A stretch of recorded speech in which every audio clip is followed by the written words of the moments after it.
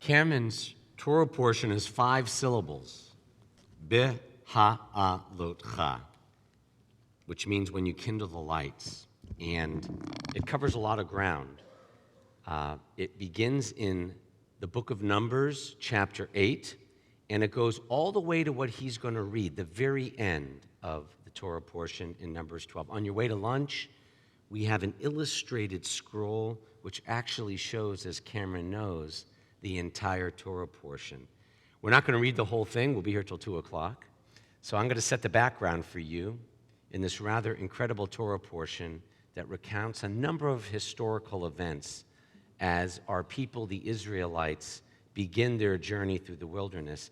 And this portion is visually all over our temple.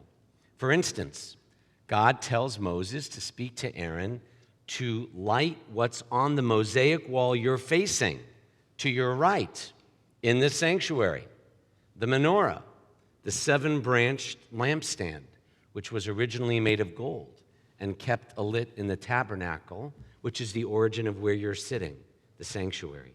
Passover is also mentioned, which led to the holiday celebrated by more Jewish families in America than even Hanukkah.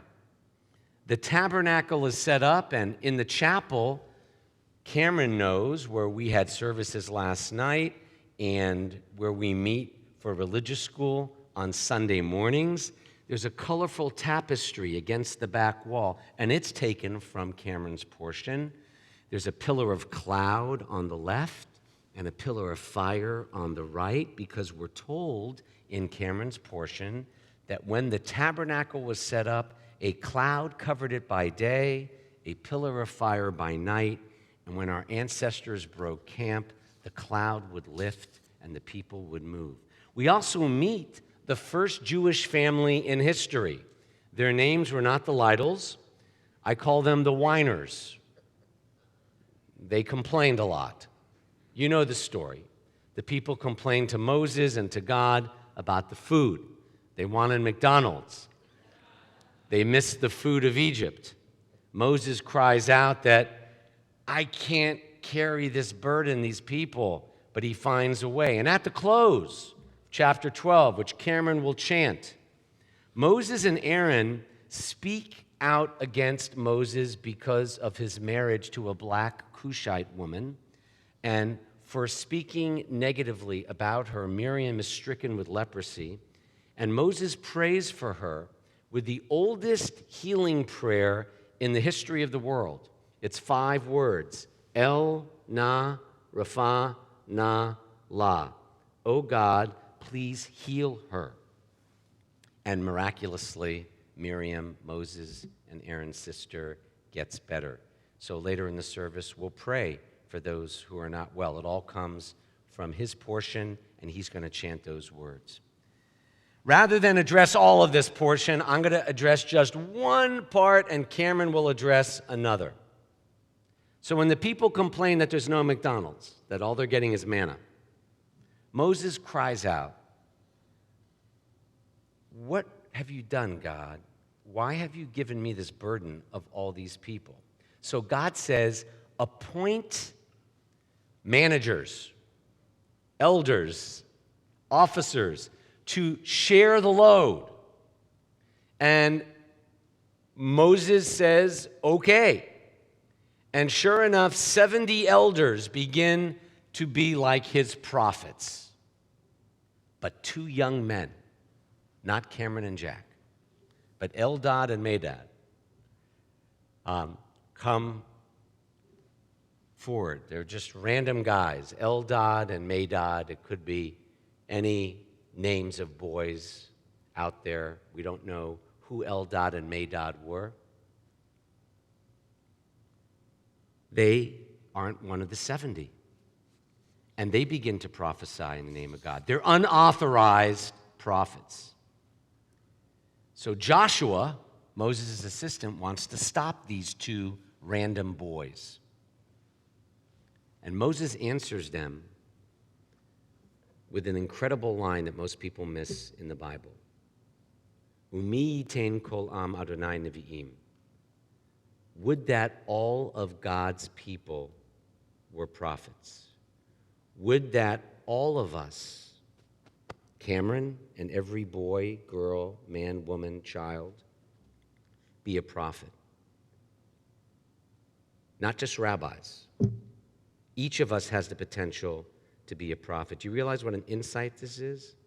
That every human being, every child like Cameron, is a prophet. What's prophecy?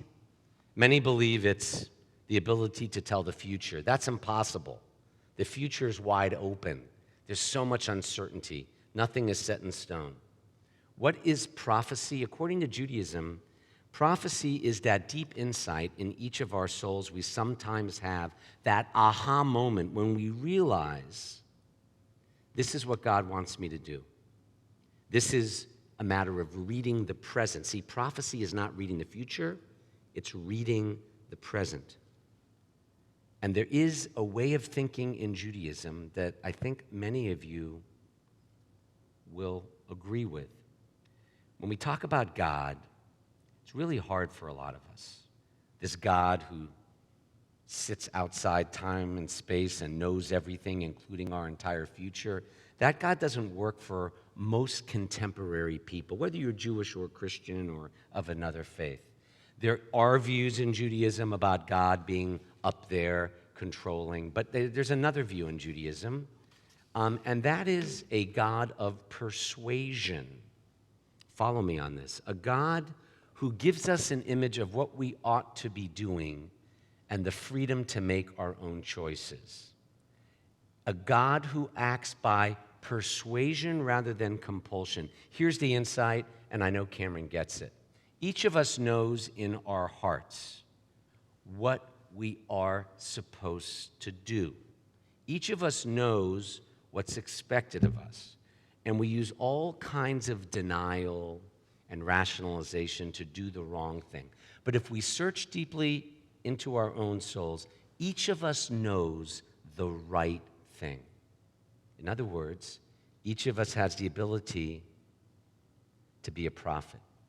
Do most of us really believe that God sits outside space and time and manipulates the world with earthquakes, or that God picked Virginia this week to cause a flood? Or is God the force in our lives, instilling within us the power to become all we can really be? The force in our lives that gives us the creativity of a mind like Cameron to create a Minecraft, to create worlds.